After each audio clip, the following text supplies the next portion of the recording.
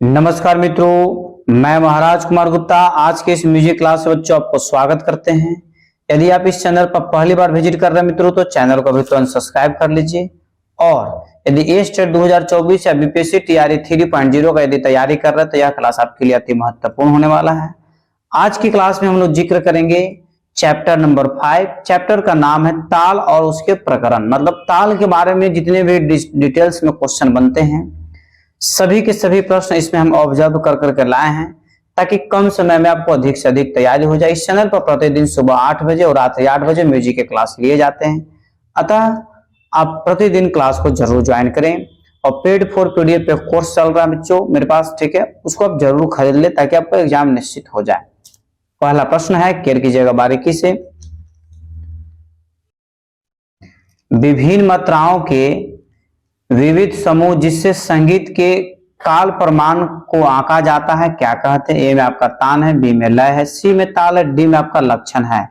तो मित्रों आप कमेंट्स में तुरंत आंसर दीजिए कि इस प्रश्न का आंसर क्या होगा, ताकि कम समय में आपको अधिक से अधिक प्रश्नों का आंसर हम करवा दें। तो इस प्रश्न का आंसर हो जाएगा मित्रों ऑप्शन नंबर सी, ताल। आपको हम बताया भी है कि आज के क्लास में जो हम लोग जिक्र करेंगे सिर्फ और सिर्फ ताल के बारे में जिक्र करेंगे ताकि कम समय में आपको अधिक प्रश्न को क्वेश्चन आंसर करवा दिया जाए। अगला प्रश्न मित्रों केयर कीजिएगा बारीकी से कि ताल गणना में प्रयुक्त काल प्रमाण को क्या कहा जाता है? ताल गणना में प्रयुक्त काल प्रमाण को क्या कहा जाता है? ए में आपका अंग है, बी में अठ है, सी में आपका अदा है, डी में अनागत है। तो मित्रों बताइए किस प्रश्न का आंसर क्या होगा? सभी प्रश्न आपके एग्जाम्स के लिए महत्वपूर्ण है और कोशिश कीजिए कि सभी प्रश्न का आंसर आप कमेंट्स में लगातार आंसर देते रहें।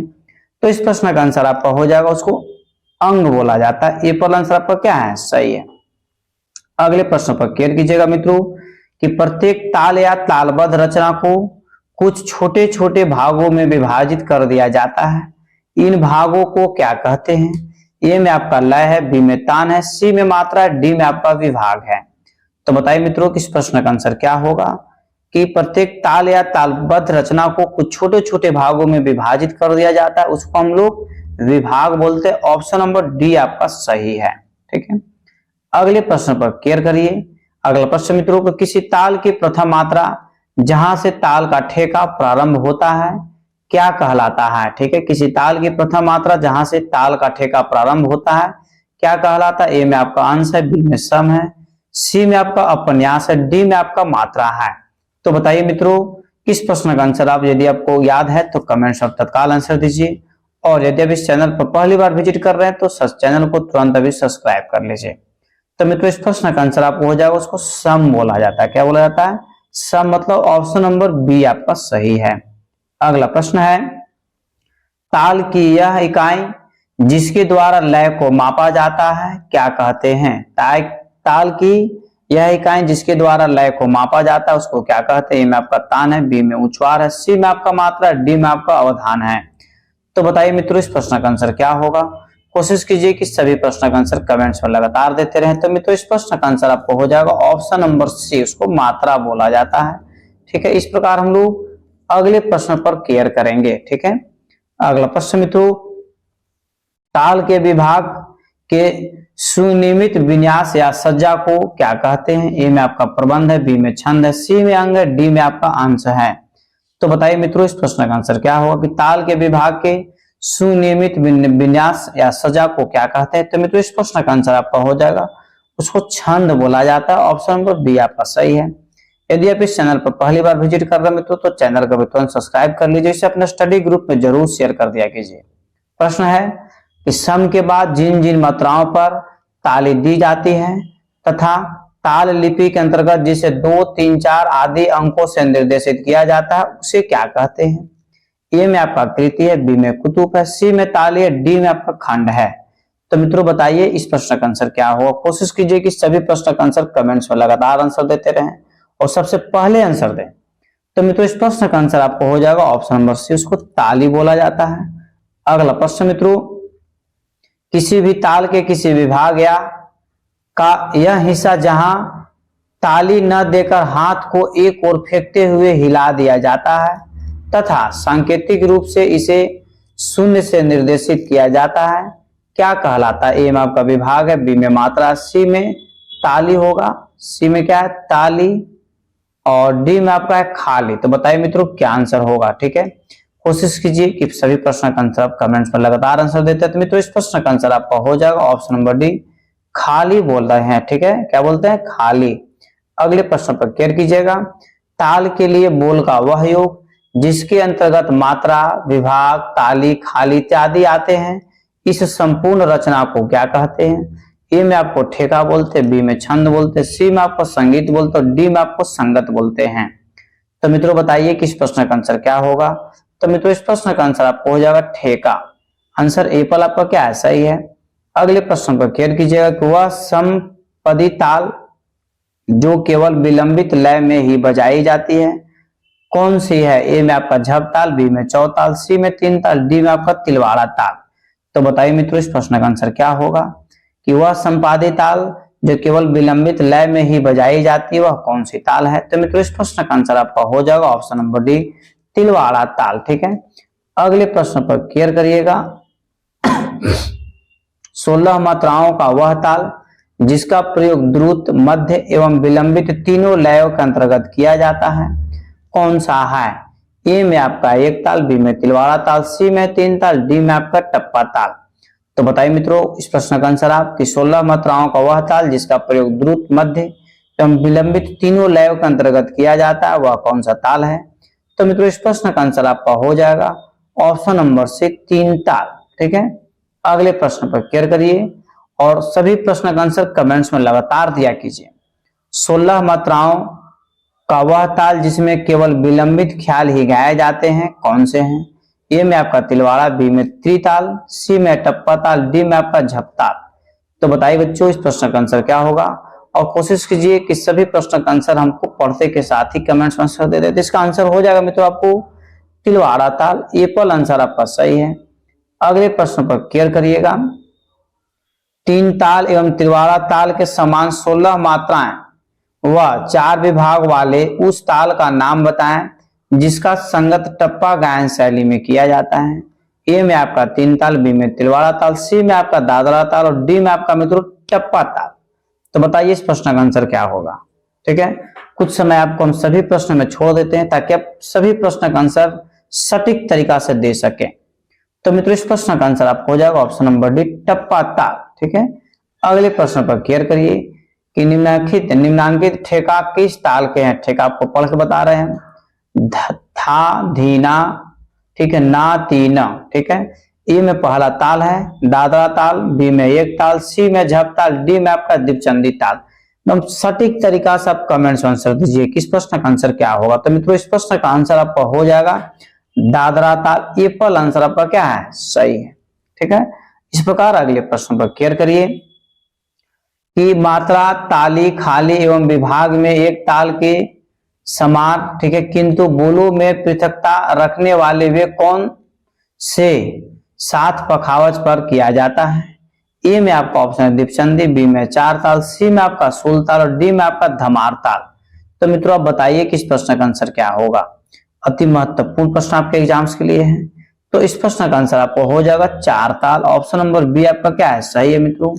अगले प्रश्न पर केयर करिए तो वह कौन सा ताल है जिसका प्रयोग सर्वाधिक भाव संगीत, लोक संगीत एवं फिल्म संगीत में किया जाता है। मतलब संगीत के क्षेत्र में सबसे अधिक प्रयोग किए जाने वाले कौन से ताल है। ए में आपका दादरा ताल, बी में तीन ताल, सी में कहरवा ताल, डी में आपको कसरी एवं होरी गायकी। तो मित्रों आप कमेंट्स में तुरंत आंसर दीजिए क्योंकि यह प्रश्न आपके एग्जाम्स के लिए बहुत ज्यादा महत्वपूर्ण है क्योंकि इस ताल का प्रयोग सबसे अधिक किया जाता है। तो इस प्रश्न का आंसर आपको हो जाएगा तीन ताल। ऑप्शन नंबर बी आपका क्या है, सही है मित्रों। इस प्रकार अगले प्रश्न पर केयर करिएगा। अगला प्रश्न आपका है कि 14 मात्रा का कौन सा ताल है जिसका प्रयोग ठुमरी होगा, ठुमरी एवं होरी गायकी के साथ संगत में होता है। ए में आपका झुमरा, बी में धमार, सी में टप्पा, डी में आपका दीपचंदी। बताइए मित्रों इस प्रश्न का आंसर कि 14 मात्रा का कौन सा ताल है जिसका प्रयोग ठुमरी एवं होरी गायकी के साथ संगत में होता है। तो मित्रों इस प्रश्न का आंसर आपको यदि आपको याद है तो इसका आंसर आप कमेंट में तुरंत दिया कीजिए। तो इसका आंसर आपको हो जाएगा दीपचंदी। ऑप्शन नंबर डी आपका सही है। ठीक है, अगला प्रश्न मित्रों कि 14 मात्रा की वह ताल जिसका प्रयोग विलंबित ख्याल के साथ किया जाता है तथा इसमें सोलो या स्वतंत्र वादन नहीं होता कौन सा है? ए में आपका दीपचंदी ताल, बी में झुमरा ताल, सी में चार ताल, डी में आपका मूल ताल। तो मित्रों अब बताइए इस प्रश्न का आंसर क्या होगा। तो आप यदि पहली बार इस चैनल पर विजिट कर रहे हैं तो चैनल को भी तुरंत सब्सक्राइब कर ले और अपने अधिक से अधिक स्टडी ग्रुप में से जरूर शेयर करें। तो मित्रों इस प्रश्न का आंसर आपका हो जाएगा झुमरा ताल, झ यहाँ पर होगा, ठीक है, झुमरा, ठीक है। ऑप्शन बी आपका क्या है? सही है। इस प्रकार अगले प्रश्न पर केयर करिए मित्रों, वह कौन सा ताल है जिसकी मात्राएं 10, ठीक है, विभाग 4, ताली 1, 3, 8 पर तथा खाली 6 पर हो।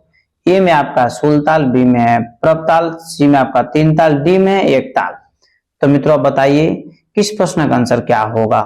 कोशिश कीजिए कि सभी प्रश्न का आंसर कमेंट्स में लगातार देते रहें। तो मित्रों इस प्रश्न का आंसर आपका हो जाएगा प्रभ ताल, मतलब ऑप्शन में बी आपका क्या है? सही है, ठीक है। मित्रों आपको एक चीज जरूर बोलेंगे कि पेड फॉर पीडीएफ पे कोर्स चल रहा है। आप इस नंबर पर, नंबर हम लिख दे रहे हैं, ठीक है, 9955081059, ठीक है। इस नंबर पर आप हमसे कांटेक्ट करें, आपको संपूर्ण पीडीएफ फाइल बारीकी से प्रोवाइड करवा दिया जाएगा और एक व्हाट्सएप ग्रुप में आपको ऐड कर दिया जाएगा जिसमें कि प्रतिदिन का सूचना, प्रतिदिन का क्लास उसमें आपको दिया जाएगा। तो प्रश्न है, ध्यान दीजिएगा, एक ताल, चार ताल तथा खेमता ताल कितनी मात्राओं के ताल हैं? ठीक है, कितनी मात्राओं के ताल हैं? ए में आपका 6, बी में है 8, सी में आपका 10 और डी में है 12। तो बताइए मित्रों इस प्रश्न का आंसर क्या होगा। कोशिश कीजिए कि सभी प्रश्न का आंसर कमेंट्स में लगातार देते रहें। तो इस प्रश्न का आंसर आपका हो जाएगा मित्रों 12, मतलब पूरा पूरी 1 दर्जन। ऑप्शन नंबर डी क्या है? सही है। अगले प्रश्न पर केयर करिएगा। अगला प्रश्न है आपका कि ध्यान दे, द्रुत यहां लिखा है, क्या लिखा है? द्रुत ख्याल व तराना में किस ताल का प्रयोग होता है? ए में आपका ऑप्शन है 3 ताल, बी में तिलवाड़ा ताल, सी में तुल ताल, सुल ताल और डी में आपका बच्चों मत ताल। तो बताइए किस प्रश्न का आंसर क्या होगा कि द्रुत ख्याल व तराना में किस ताल का प्रयोग होता है। तो मित्रों आपको बताते चले कि इस प्रश्न का आंसर आपको हो जाएगा एप्पल, मतलब 3 ताल। ठीक है, आपको हम कुछ देर पहले बताया भी थे कि 3 ताल एक ऐसा ताल है जिसका संगीत के क्षेत्र में सबसे अधिक प्रयोग किया जाता है। अगला प्रश्न आपका है कि विलंबित ख्याल में किस ताल का प्रयोग होता है? विलंबित ख्याल में किस ताल का प्रयोग होता है? ए में आपका दादरा, बी में कहरवा ताल, सी में 3 ताल, डी में आपका 1 ताल। तो बताइए मित्रों इस प्रश्न का आंसर क्या होगा कि विलंबित ख्याल में किस ताल का प्रयोग होता है। तो मित्रों आपको बताते चले कि विलंबित ख्याल में आपको 1 ताल का प्रयोग होता है। ऑप्शन नंबर डी आपका सत्य है। ठीक है, इस प्रकार अगले प्रश्न का आंसर यदि आपको याद है तो कमेंट में तुरंत दीजिए कि ध्रुपद गायन में, ठीक है, ध्रुपद गायन में किस ताल का प्रयोग होता है? ए में आपका 3 ताल, बी में 4 ताल, सी में दीपचंदी और डी में आपका दादरा। तो बताइए बच्चों क्या आंसर होगा। कोशिश कीजिए कि सभी प्रश्न का आंसर मित्रों कमेंट्स में लगातार देते रहें और प्रतिदिन सुबह 8 बजे और रात्रि 8 बजे क्लास को आप जरूर ज्वाइन करें। ध्रुपद गायन में किस ताल का प्रयोग होता है? तो मित्रों इस प्रश्न का आंसर हो जाएगा 4 ताल का प्रयोग होता है। ऑप्शन नंबर बी आपका सही है। ठीक है, इस प्रकार अगले प्रश्न पर केयर करिए। सुल ताल, 4 ताल, मत एवं तीव्रा तालों का प्रयोग किस गायन शैली में होता है? ए में आपका ख्याल, बी में तराना, सी में ठुमरी, डी में आपका ध्रुपद। तो बताइए मित्रों कि इस प्रश्न का आंसर क्या होगा। सुल ताल, 4 ताल, मत एवं तीव्रा तालों का प्रयोग किस गायन शैली में होता है? तो मित्रों इस प्रश्न का आंसर आपको हो जाएगा ध्रुपद ताल का प्रयोग सबसे अधिक होता है। ठीक है, किस गायन, ध्रुपद गायन शैली का प्रयोग होता है। इस प्रकार मित्रों अगले प्रश्न पर केयर करिएगा कि धमार गायन शैली के साथ किस ताल का प्रयोग होता है? धमार गायन शैली के साथ किस ताल का प्रयोग होता है? तो मित्रों ए में आपका 3 ताल, बी में झप ताल, सी में रूपक ताल, डी में आपका धमार ताल। एक चीज मित्रों आपको जरूर बोलेंगे, इतना फास्ट इसलिए चल रहे हैं क्योंकि एग्जाम का समय बहुत कम है और पढ़ना हम लोग को बहुत ज्यादा है, इसलिए कम समय में कोशिश कीजिए कि अधिक से अधिक प्रश्नों का आंसर देते चले। तो मित्रों धमार गायन शैली के साथ किस ताल का प्रयोग होता है? तो इस प्रश्न का आंसर आपको हो जाएगा धमार ताल का ही प्रयोग होता है। अगले प्रश्न पर केयर करिएगा। दीपचंदी तथा पंजाबी तालों का अधिक प्रयोग किस गायन शैली में होता है? ए में आपका लोकगीत, बी में तराना, सी में ठुमरी, डी में आपका मित्रों सुगम संगीत। तो मित्रों बताइए कि इस प्रश्न का आंसर क्या होगा। दीपचंदी तथा पंजाबी तालों का अधिक प्रयोग जैसे किस गायन शैली में होता है? तो मित्रों इस प्रश्न का आंसर यदि आपको याद है तो कमेंट्स में लगातार दिया कीजिए तो इस प्रश्न का आंसर आपको हो जाएगा ठुमरी। ऑप्शन नंबर सी आपका क्या है, सही है। अगले प्रश्न पर केयर करिएगा कि किस गायन शैली में अधिकांशतः दीपचंदी, दादरा, ठीक है, दीपचंदी, दादरा, तीव्रा एवं पस्तु ताल का प्रयोग होता है। ए में आपका है गजल, बी में तराना, सी में लोकगीत, डी में आपका है बड़ा ख्याल। तो बताइए मित्रों इस प्रश्न का आंसर क्या होगा, और कोशिश कीजिए कि सभी प्रश्न का आंसर कमेंट्स में लगातार देते रहें। तो मित्रों इस प्रश्न का आपको आंसर हो जाएगा ऑप्शन नंबर ए पर गजल, ठीक है, क्या हो जाएगा, गजल, ठीक है। अगले प्रश्न पर आप केयर करिए। अगला प्रश्न है प्राचीन काल में ताल की कितनी जातियां थी। प्राचीन काल में ताल की कितनी जातियां था। ए में आपका 3 है, बी में 4 है, सी में 5 है, डी में आपका 7 है। तो बताइए मित्रों इस प्रश्न का आंसर यदि आपको याद है तो कमेंट्स में तुरंत आंसर दीजिए कि प्राचीन काल में ताल की कितनी जातियां थी। तो मित्रों इस प्रश्न का आंसर आपको हो जाएगा प्राचीन काल में ताल की कुल 4 जातियां थी। ऑप्शन बी क्या है, सही है। अगला प्रश्न है कि निम्नांकित स्वारालंकार किस ताल के अंतर्गत है। ध्यान दीजिएगा, जैसे स्वर हम पढ़ रहे आपको सा रे ग म रे ग म प ध नि सा, ठीक है। ए में आपका रूपक, बी में तात्रा, दादरा, सी में एक ताल, डी में आपका मित्र झपताल। तो बताइए कि इस प्रश्न का आंसर क्या होगा। कोशिश कीजिए कि सभी प्रश्न का आंसर कमेंट्स में लगातार देते रहें। तो मित्रों इस प्रश्न का आंसर आपका हो जाएगा दादरा। ऑप्शन बी क्या है, सही है। इस प्रकार मित्रों अगले प्रश्न पर केयर करिएगा। किसी ताल के कलात्मक बंदिश को क्या कहते हैं। किसी ताल के कलात्मक बंदिश को क्या कहते हैं। ए में आपका बोल है, बी में आपका जरब है, सी में आपका गत है, डी में आपका मित्रों कायदा है। तो बताइए कि किसी ताल के कलात्मक बंदिश को क्या कहते हैं। तो मित्रों इस प्रश्न का आंसर आपका हो जाएगा ऑप्शन नंबर सी, गत बोला जाता है। क्या बोलते हैं, गत बोलते हैं मित्रों। इस प्रकार अगले प्रश्न पर केयर करिएगा कि अचयु को किस भाषा में ताल के समर्थक माना जाता है। अचयु को किस भाषा में ताल के समानार्थक माना जाता है। ए में आपका तमिल, बी में पंजाबी, सी में गुजराती, डी में आपका बंगला। तो बताइए मित्रों इस प्रश्न का आंसर क्या होगा। और यदि आप पहली बार चैनल पर विजिट कर रहे हैं तो चैनल को भी तुरंत सब्सक्राइब कर लीजिए और क्लास को अंतिम समय तक आप जरूर ज्वाइन करें। तो इस प्रश्न का आंसर आपका हो जाएगा मित्र एप्पल मतलब तमिल, ठीक है। अगले प्रश्न पर केयर करिएगा मित्रों कि अठ क्या है। अठ क्या है। ए में आपका एक नृत्य है, बी में एक गान है, सी में एक लोकगीत है, डी में आपका एक दक्षिणी ताल है। तो बताइए मित्रों कि अठ क्या है। कोशिश कीजिए कि सभी प्रश्न का आंसर आप कमेंट्स में तत्काल दिया कीजिए। तो मित्रों अठ जो है एक दक्षिणी ताल है। ऑप्शन नंबर डी आपका क्या है, सही है। इस प्रकार मित्रों अगले प्रश्न पर केयर करिएगा। क्वेश्चन है कि अवाप नहीं आलाप होगा, ठीक है। आलाप, आलाप, आलाप क्या है।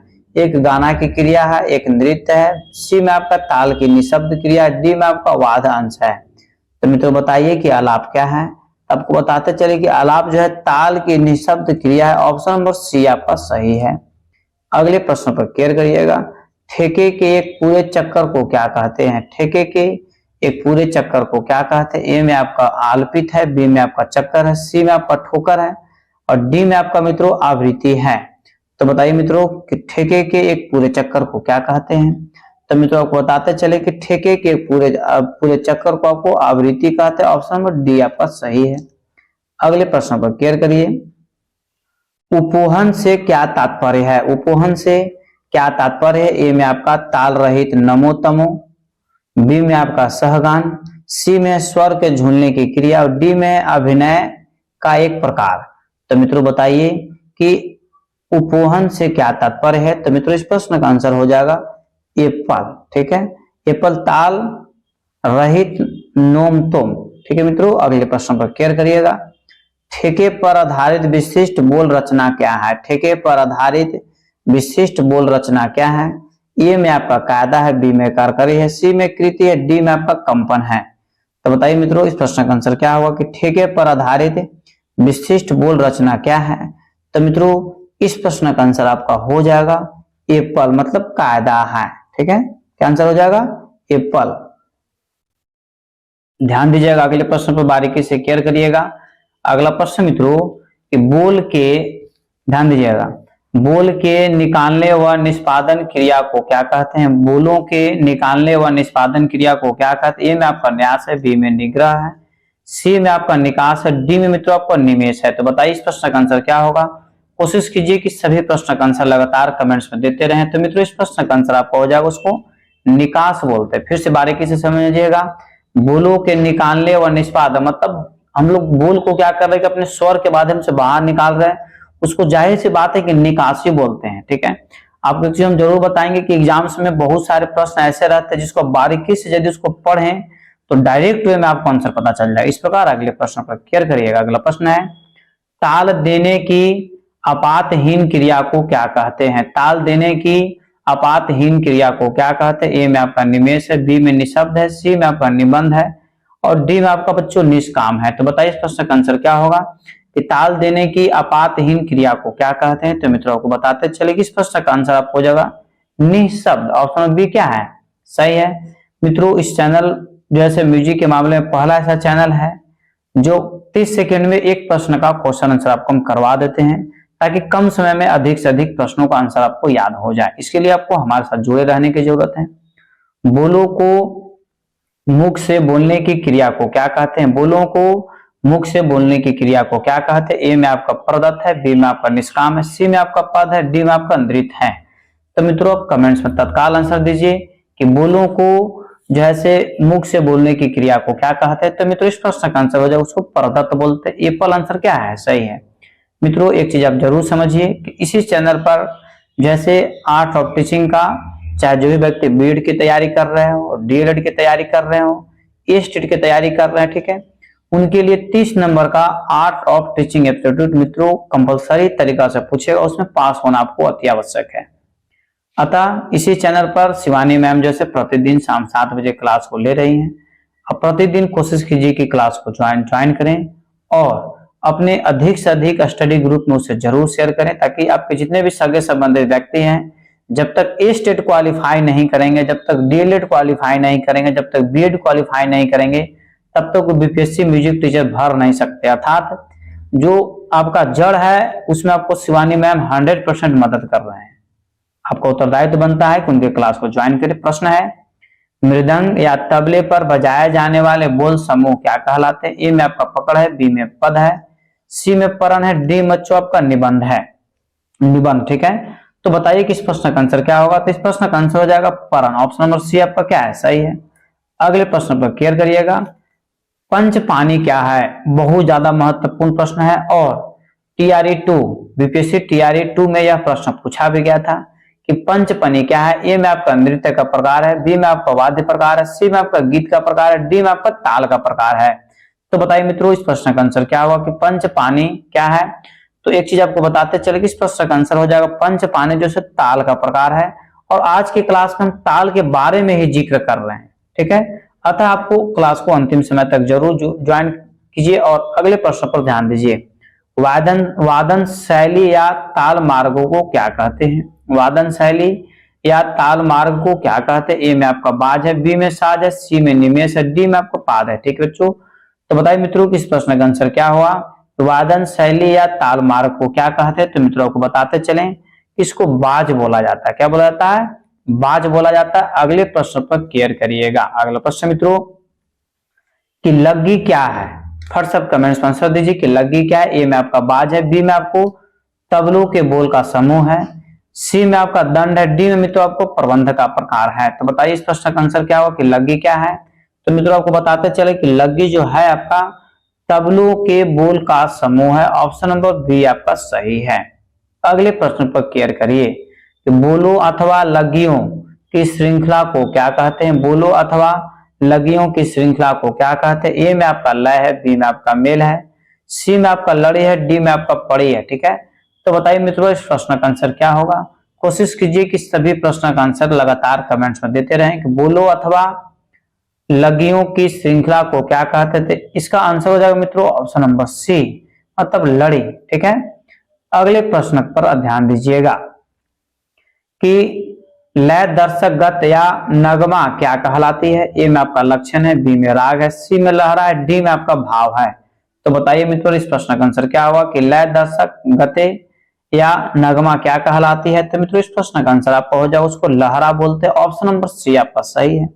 इस प्रकार मित्रों अगले प्रश्न पर क्लियर करिएगा। और यदि इस चैनल पर पहली बार विजिट कर रहे हैं तो चैनल को तुरंत सब्सक्राइब कर लीजिए। वर्तिका क्या है? अति महत्वपूर्ण प्रश्न है कि वर्तिका क्या है। ए में आपका स्वर का प्रकार है, बी में गान का प्रकार है, सी में आपका नृत्य का प्रकार है और डी में आपका ताल मार्ग का प्रकार है। तो मित्रों आप कमेंट्स में आंसर दीजिए। और आप इतना जरूर ध्यान दे सकते हैं कि हम ताल के बारे में ही पढ़ा रहे हैं, अतः इस प्रश्न का आंसर क्या हो जाएगा? ताल मार्ग का प्रकार है। ऑप्शन नंबर डी आपका सही है। अगला प्रश्न है मृदंग के आविष्कारकर्ता कौन थे? ठीक है, मृदंग के आविष्कारकर्ता कौन थे? ए में आपका सारंगदेव, बी में भरत साहब, सी में है स्वाति और डी में माधवराज। तो बताइए मित्रों इस प्रश्न का आंसर क्या होगा कि मृदंग के आविष्कारकर्ता कौन है? तो मित्रों आप कमेंट्स में तत्काल आंसर दीजिए कि इस प्रश्न का आंसर क्या होगा कि मृदंग के आविष्कारकर्ता कौन है। तो मित्रों आपको बताते चलें कि मृदंग के जो आविष्कार किए हैं स्वाति साहब के। ऑप्शन नंबर सी आपका सही है। इस प्रकार अगले प्रश्न पर क्लियर करिएगा कि केवल ध्यान दीजिए केवल बाएं तबले के कितने वर्ण होते हैं? केवल बाएं तबले के कितने वर्ण होते हैं? ए में आपका 1 है, बी में 2 है, सी में 3 है, डी में आपका 4 है। तो बताइए मित्रों इस प्रश्न का आंसर क्या होगा कि केवल बाएं तबले के कितने वर्ण होते हैं? तो मित्रों कोशिश कीजिए कि सभी प्रश्न का आंसर कमेंट्स में लगातार देते रहें। तो मित्रों केवल बाएं तबले के कितने वर्ण होते हैं? तो आपको 2 वर्ण होते हैं। कितने वर्ण होते हैं? 2, मतलब ऑप्शन नंबर बी आपका सही है। अगले प्रश्न पर क्लियर करिएगा केवल दाएं तबले के कितने वर्ण हैं? केवल दाएं तबले के कितने वर्ण है? ए में आपका 3 है, बी में आपका 4 है, सी में 5 है, डी में आपका 6 है। ठीक है, तो बताइए मित्रों इस प्रश्न का आंसर क्या होगा? ये केवल दाएं तबले के कितने वर्ण हैं? तो मित्रों जिसे हम आपको बताएं अभी कि कुल जो तबले में वर्ण होते हैं 8 होते हैं। ठीक है, तो आपको बाएं में जब हम 2 बताएं तो दाएं में कितना हो जाएगा? 6। अब यही 6 प्लस 2 मिलकर कितना बन जाएगा? 8। ठीक है, अर्थात दाएं में आपका 6 है और बाएं में कितना है? 2। तो केवल दाएं तबले में कितने वर्ण होते हैं? तो 6 वर्ण होते हैं। ऑप्शन नंबर डी आपका क्या है? सही है।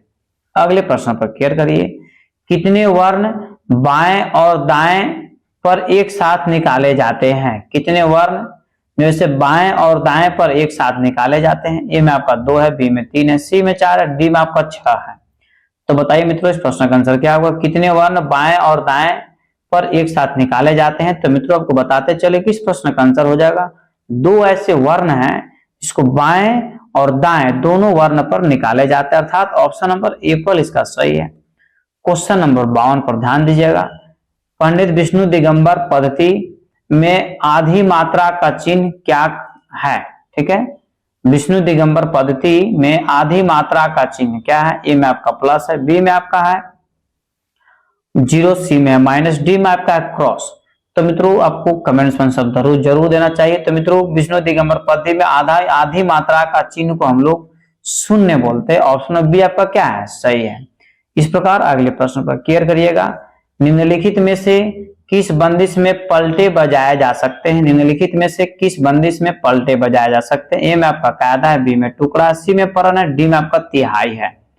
तो मित्रों बताइए कि निम्नलिखित में से किस बंदिश में पलटे बजाए जा सकते हैं? तो मित्रों इस प्रश्न का आंसर आपका हो जाएगा कायदा में। ठीक है, कायदा में पलटा का प्रयोग किया जाता है। इस प्रकार अगले प्रश्न पर क्लियर करिएगा कि गत किस घराने की बंदिश है? अति महत्वपूर्ण प्रश्न आपके एग्जाम्स के लिए है कि गत किस घराने की बंदिश है? ए में आपका है फर्रुखाबाद, बी में बनारस, सी में दिल्ली, डी में आपका पंजाब। तो मित्रों आप बताइए मित्रों कि गत किस घराने की बंदिश है? तो मित्रों इस प्रश्न का आंसर आपका हो जाएगा फर्रुखाबाद घराना। ये पल आंसर आपका क्या है? सही है। अगला प्रश्न पर क्लियर करिएगा कि निम्न तबला वादकों में बनारस घराने के प्रवर्तक कौन है? आपके एग्जाम्स के लिए अति महत्वपूर्ण प्रश्न यह है कि निम्न तबला वादकों में बनारस घराने के प्रवर्तक कौन है? ए में आपका पंडित बच्चा मिश्र, बी में है पंडित समता प्रसाद, सी में आपका पंडित किशन महाराज और डी में है पंडित राम सहाय जी। तो मित्रों इस प्रश्न का आंसर कमेंट्स में लगातार आंसर दिया कीजिए। तो निम्न तबला वादकों में बनारस घराने के प्रवर्तक जो माने जाते हैं पंडित राम सहाय जी। ऑप्शन नंबर डी आपका सही है।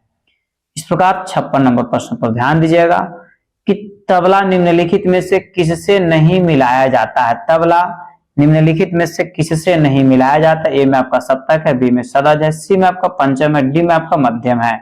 तो मित्रों बताइए कि तबला निम्नलिखित में से किससे नहीं मिलाया जाता है? तो मित्रों इस प्रश्न का आंसर आपका हो जाएगा ये पद सप्तक से नहीं मिलाया जाता है। ठीक है, आंसर क्या है? एप्पल इसका आंसर सही है। 57 नंबर प्रश्न पर ध्यान दीजिए कि पेशकार किस बाज की प्रमुख विशेषता है? पेशकार किस बाज की प्रमुख विशेषता है? ए में आपका पंजाब है, बी में दिल्ली है, सी में लखनऊ में, डी में आपका बनारस है। तो मित्रों आप कमेंट्स में तत्काल आंसर दीजिए कि पेशकार किस बाज की प्रमुख विशेषता है। तो मित्रों आपको बताते चले कि पेशकार जो है आपका जो है से दिल्ली बाज की जो है सॉरी दिल्ली बाज की प्रमुख विशेषता है, मतलब बी आपका आंसर क्या है? सही है। ठीक है, इस प्रकार अगले प्रश्न पर ध्यान दीजिएगा और यह आज का अंतिम प्रश्न है। तबला वादक जाकिर हुसैन के गुरु कौन थे? तबला वादक जाकिर हुसैन साहब के गुरु कौन थे? तो मित्रों आपको बताते चलें कि जाकिर हुसैन साहब के गुरु जो थे उनके पिता ही थे। ठीक है, तो ए में आपका इनाम अली, बी में मुन्ने खां, सी में अल्लाह रखा खां और डी में आपको हबीबुद्दीन साहब। तो बताइए कि तबला वादक जाकिर हुसैन साहब के गुरु कौन थे? तो मित्रों आपको बताते चले कि इनके गुरु थे उनके पिता ही अल्लाह रखा खां थे। ठीक है, इनका संबंध पंजाब घराने से था। इस प्रकार मित्रों आज का क्लास यहीं पर समाप्त किया गया। यदि आप चैनल पर पहली बार विजिट कर रहे हैं मित्रों तो चैनल को अभी तुरंत सब्सक्राइब कर लें। ठीक है, और मित्रों अपने स्टडी ग्रुप में इसे जरूर शेयर कर दें। बच्चों यदि आप लाइक नहीं किए हैं तो इस वीडियो को जरूर लाइक करें ताकि हमें भी मोटिवेट मिले और आपको मदद करने में हमको पूर्ण रूप से सहयोग मिले। इसे आप स्टडी ग्रुप में शेयर कर दीजिए। इतने सारे बच्चे मिलकर एक साथ में कमेंट्स आंसर देते, इसके लिए सभी को दिल से धन्यवाद। ये state, BPSC, DSSB, net, KVS और ईएमआर यदि किसी भी यदि स्टेट लेवल पर या सेंट्रल लेवल यदि आप म्यूजिक का कोर्स करना चाहते हैं तो दिए हुए व्हाट्सएप नंबर पर आप हमसे कांटेक्ट करें। आपको बहुत कम शुल्क में जो है कोर्स प्रोवाइड करवा दिया जाएगा। तब तक के लिए आप स्वस्थ रहिए, मस्त रहिए। एक बार प्रेम से बोलिए भारत माता की जय।